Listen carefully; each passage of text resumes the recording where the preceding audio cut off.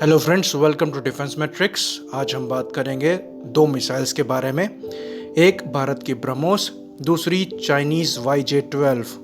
ये दोनों ही missile supersonic cruise missiles हैं, जहां पर एक missile dedicated anti ship missile है, वहीं पर दूसरी एंटी शिप और साथ ही साथ लैंड अटैक मिसाइल है। तो इस वीडियो में हम जानने की कोशिश करेंगे दोनों की कैपेबिलिटीज़ को और कौन सी मिसाइल किसको आउट परफॉर्म करती है। तो पहले बात कर लेते हैं चाइनीज़ YJ-12 मिसाइल की। तो इस मिसाइल का जो भार है वो करीबन 2500 किलो का है, लंबाई 21 फीट की है, डायामीटर 2.5 फीट का है, और जहाँ तक रही बात वॉरहेड की तो वो करीबन 200 से 500 किलो के बीच में है। जो इसका इंजन है वो इंटीग्रेटेड रैमजेट और बूस्टर प्रोपल्शन सिस्टम है। ये कैसे काम करता है इसको आगे डिस्कस करेंगे। ऑपरेशनल रेंज जो है वो 250 से लेकर 400 किलोमीटर की है। मैक्सिमम स्पीड मैक 2 से मैक 4 तक है, एल्टीट्यूड पे डिपेंड करते हुए। गाइडेंस सिस्टम की बात करें तो इसमें इनर्शियल नेविगेशन सिस्टम भी दिया हुआ है, साथ ही साथ चाइना का लोकल बाइडू नेविगेशन सिस्टम भी है। तो ये तो मिसाइल की जनरल स्पेसिफिकेशंस हो गई। तो इसमें जो सबसे इम्पॉर्टेंट चीज़ें हैं डिस्कस करने लायक, वो इसका वेट है, इसका इंजन है, ऑपरेशनल रेंज है और मैक्सिमम स्पीड है। साथ ही साथ जो मैक्सिमम वॉरहेड कैरिंग कैपेसिटी है उसको भी डिस्कस करेंगे और एक्यूरेसी की भी बात करेंगे। तो जनरली जो इसमें वॉरहेड है वो 200 किलो का लगता है, पर इसकी जो स्पीड है वो सुपरसोनिक है। तो जो उसका इफेक्ट है वो एक सबसोनिक मिसाइल अगर 500 किलो का वॉरहेड कैरी करेगी उतना इफेक्ट रहेगा। यानी कि कम वॉरहेड को केटर करने के लिए इसकी जो वेलोसिटी है वो काम आती है। तो YJ-12 की जो मैक्सिमम स्पीड है लोअर एल्टीट्यूड पे वो मैक 2 की है, और एल्टीट्यूड बढ़ाने पर ये मैक 3.2 तक चली जाती है। तो अगर मैक्सिमम एल्टीट्यूड से इसको आप फायर करते हैं तो ये मिसाइल करीबन 380 किलोमीटर दूर टारगेट को हिट कर सकती है, और टारगेट के पास पहुंचते ही अपना एल्टीट्यूड चेंज कर लेती है और मिनिमम 15 मीटर्स समुद्र की सतह से ऊपर उड़ते हुए अपने टारगेट को हिट कर सकती है। तो क्योंकि ये चाइनीज़ मिसाइल है, इनके जो दावे होते हैं उसमें काफ़ी कन्फ्यूजन होती है। तो 2014 में एक आर्टिकल आया था, उसके हिसाब से जो मिसाइल है इसकी रेंज 250 किलोमीटर बताई गई थी, मैक्सिमम स्पीड मैक 2.5 बताई गई थी। वहीं 2015 में चाइना के मिलिट्री एक्सपर्ट्स क्लेम कर रहे थे कि जो YJ-12 है वो 400 से 500 किलो तक का वॉरहेड कैरी कर सकती है और 300 किलोमीटर तक की रेंज देती है मैक 3 की स्पीड में। वहीं पर अगर स्पीड को मैक 4 कर दिया जाए तो ये रेंज 400 किलोमीटर भी हो जाती है। पर इस स्पीड को अचीव करने के लिए आपको इस मिसाइल को 1,30,000 फीट से लॉन्च करना पड़ेगा, जो कि ये एक नॉन प्रैक्टिकल बात लगती है, क्योंकि जो इनका प्लेटफॉर्म उसको कैरी करता है, जैसा कि इनके H-6 बॉम्बर, ये उसकी मैक्सिमम सर्विस सीलिंग का ऑलमोस्ट 3 गुना है।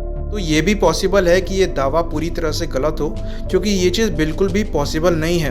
उदाहरण के लिए अगर हम SR-71 की बात करें, जो कि फेमस था हायर एल्टीट्यूड फ्लाइट्स के लिए, उसकी भी मैक्सिमम सर्विस सीलिंग 85,000 फीट की थी। तो इस मिसाइल की एक्चुअल कॉन्फ़िगरेशन क्या है ये चाइना वाले ही बेटर जानते हैं। बाकी इसका जो एयर लॉन्च वर्जन है वो H-6 बॉम्बर से टेस्ट किया जा चुका है, और इसको JH-7 बॉम्बर्स में भी फिट किया जाएगा। साथ ही साथ बात आ रही है इसको J-10, Su-30 MKK, J-11 और J-16 में भी लगाने की। तो अगर इसका जो एयर लॉन्च्ड वर्जन है उसको Su-30 MKK या J-11 में लगा दिया जाता है तो उन एयरक्राफ्ट्स का जो कॉम्बैट रेडियस है वो करीबन 1500 किलोमीटर का है। तो इस मिसाइल के साथ जो इसकी स्ट्राइक रेंज है वो करीबन 1900 किलोमीटर की बन जाती है। तो यहाँ पर हम YJ-12 का पार्ट ख़त्म करते हैं और डिस्कस करेंगे इसके प्रपल्शन को।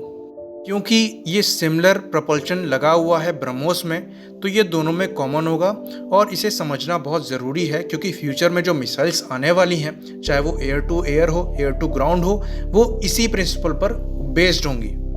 तो इस मिसाइल में जो इंजन लगे हुए हैं वो है पहला सॉलिड रॉकेट बूस्टर और दूसरा है लिक्विड रैमजेट। तो नॉर्मल जेट इंजन कैसे वर्क करता है कि उसमें मल्टीपल कंप्रेसर्स लगे होते हैं, high pressure compressors, low pressure compressors. तो वो पहले एयर इनटेक से एयर को लेते हैं, फिर कंप्रेसर्स के थ्रू उसे कंप्रेस करते हैं और फिर ये कंप्रेस्ड एयर जो है वो कंबशन चैम्बर में जाती है, जहाँ पर फ्यूल को छिड़का जाता है और कंबशन होता है। तो कंप्रेशन के बाद जो हाई प्रेशर एग्जॉस्ट गैसेस होती हैं वो नोजल के थ्रू निकल जाती हैं और थ्रस्ट पैदा करती हैं। तो ये बेसिक प्रिंसिपल है किसी जेट इंजन के वर्क करने का। तो इससे जो बेसिक आइडिया निकल कर आता है वो ये है कि आपको कंप्रेस्ड एयर चाहिए कंबशन के लिए। तो जो रैम जेट होते हैं वो भी सेम प्रिंसिपल पे वर्क करते हैं, पर इनमें कोई फैंस या कंप्रेसर्स नहीं लगे होते हैं। तो इनमें जो कंप्रेस्ड एयर आती है वो इंजन के मूवमेंट की वजह से आती है। यहाँ पर जो इम्पोर्टेंट चीज़ है वो इंजन का मूवमेंट है, वो भी सुपरसोनिक स्पीड में। तो यही पर्पज़ है सॉलिड बूस्टर को लगाने का। जो सॉलिड बूस्टर होता है वो शुरुआत में मिसाइल को बूस्ट करता है सुपरसोनिक स्पीड पे और फिर वो अलग हो जाता है मिसाइल से जब रैमजेट चालू हो जाता है। तो यहाँ पर आपको एक्स्ट्रा ऑक्सीजन कैरी नहीं करना पड़ता और उसकी जगह पर आप एक्स्ट्रा फ्यूल कैरी कर सकते हैं। तो यहाँ पर आपको रेंज और वेलोसिटी दोनों मिल जाती है। तो रैमजेट इम्पॉर्टेंट क्यों है? क्योंकि जो फ्यूचर की मिसाइल्स हैं वो रैमजेट इंजन को यूज़ करती हैं और साथ ही साथ उनको थ्रॉटलेबल भी बना दिया गया है, जो उसकी रेंज को और ज़्यादा एक्सटेंड कर देता है। और उसका जो एग्ज़ाम्पल है वो आपकी MBDA की मीटियोर मिसाइल है। और जो भारतीय एग्ज़ाम्पल होगा वो फ्यूचर में भारत की SFDR मिसाइल होगी। तो अब बात करते हैं भारत की ब्रह्मोस के बारे में। तो इसका जो भार है वो करीबन 3000 किलोग्राम है सरफेस लॉन्च्ड वेरिएंट का, वेराज जो आपका एयर लॉन्च वेरिएंट है उसका भार 2500 किलोग्राम का है। लंबाई की बात करें तो ये करीबन 28 फीट की मिसाइल है और डायमीटर की बात करें तो ये 2 फीट का होगा। तो यहाँ तक जो बेसिक स्पेसिफिकेशंस हैं उसमें जो ग्राउंड वेरिएंट है उसका जो भार है वो 500 किलोग्राम ज़्यादा है YJ-12 मिसाइल से, और जो इसकी लंबाई है वो करीबन 7 फीट ज़्यादा है। और वहीं पर अगर डायमीटर की बात करें तो ये आधे फीट कम है YJ-12 के कंपैरिजन में। वहीं पर वॉरहेड की बात करें तो इसमें 200 से लेकर 300 किलोग्राम तक का वॉरहेड लगाया जा सकता है और इसकी स्पीड की वजह से जो इस वॉरहेड का इफेक्ट होगा वो करीबन 500 किलोग्राम के वॉरहेड के बराबर होगा। और ये तब होगा जब वो 500 किलोग्राम का वॉरहेड एक सबसोनिक मिसाइल के द्वारा यूज़ किया गया हो। तो जो इसकी ऑपरेशनल रेंज है वो बताई जाती है 500 किलोमीटर की और कहा जाता है कि इसको एक्सटेंड किया जाएगा 600 किलोमीटर तक। वेरएज अगर बात करें एयर प्लेटफॉर्म की तो उसकी जो मैक्सिमम रेंज है वो 400 किलोमीटर की है। तो ये रेंजेस जो हैं वो दोनों केस में YJ-12 से ज़्यादा हैं। तो अगर बात करें हम मैक्सिमम स्पीड की तो इस मिसाइल की जो मैक्सिमम स्पीड है वो मैक 3 की है और यहाँ सरफेस लॉन्च्ड वेरिएंट की बात हो रही है तो इसकी स्पीड जो है वो YJ-12 से ज़्यादा है। बाकी अगर सी स्किमिंग कैपेबिलिटी की बात करें तो ब्रह्मोस कैपेबल है समुद्र की सतह से 3 से 4 मीटर ऊंचाई पे उड़ने की, जो कि YJ-12 के 15 मीटर से काफ़ी कम है।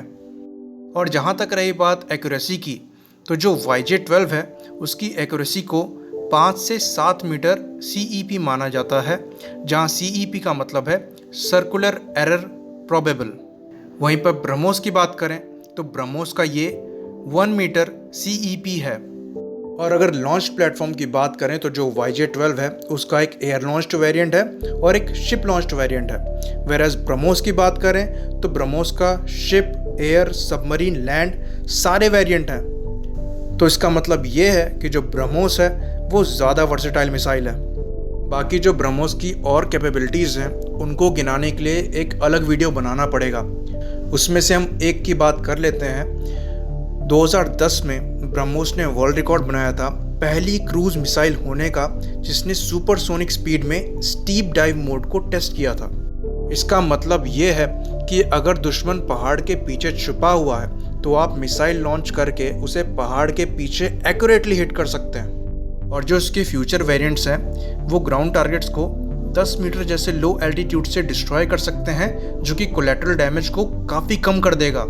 तो फ्यूचर में अगर सर्जिकल स्ट्राइक करनी हो तो ब्रह्मोस को यूज़ किया जा सकता है एक्यूरेटली ग्राउंड टारगेट्स को डिस्ट्रॉय करने के लिए। और और जहाँ तक रही बात ब्रह्मोस के एयर लॉन्च्ड वर्जन की, तो ये Su-30 MKI के साथ करीबन 2000 किलोमीटर की स्ट्राइकिंग रेंज देगी।